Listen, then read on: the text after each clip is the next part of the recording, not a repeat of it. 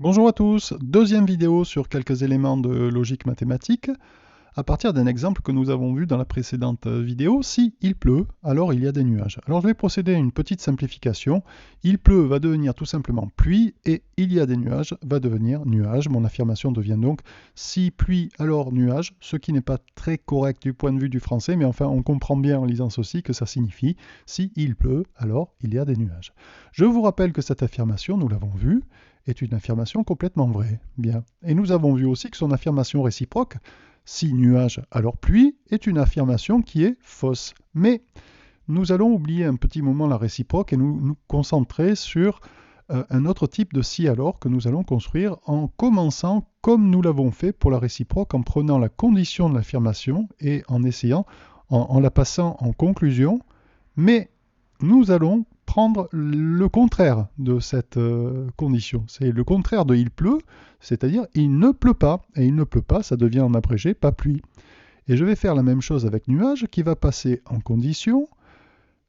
Et je vais prendre le contraire de il y a des nuages. Et le contraire de il y a des nuages, c'est il n'y a pas de nuages, donc pas nuage. Si pas nuage, alors pas pluie. Voilà mon affirmation. Et bien quand on fait ça, en logique mathématique, ça porte un nom, ça s'appelle une contraposée.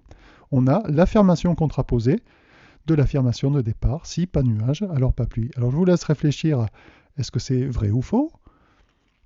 Eh bien c'est vrai, bien sûr que c'est vrai, hein. S'il n'y a pas de nuage, il n'y a pas de raison pour qu'il pleuve, hein. Donc si pas nuage, alors pas pluie est une affirmation complètement vraie.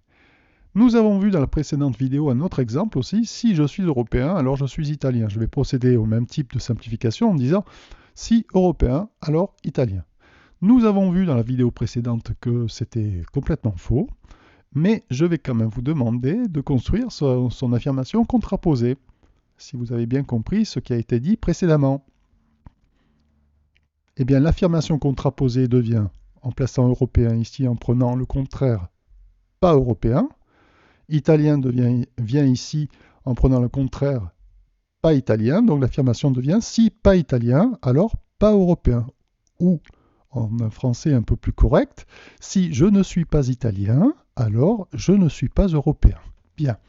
Alors, est-ce que vous pensez que cette affirmation est vraie ou fausse? Eh bien, cette affirmation est fausse aussi.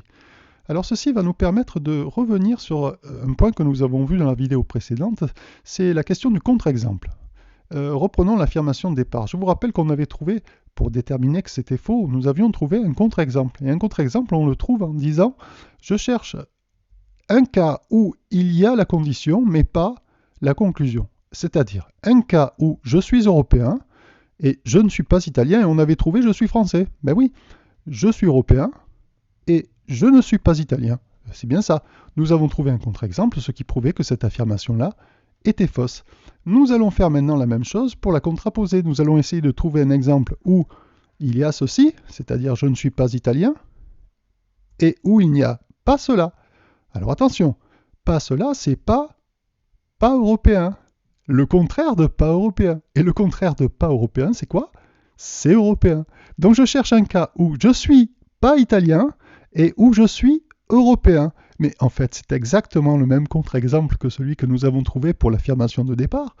Et par conséquent, bien sûr, cette affirmation-là est fausse aussi.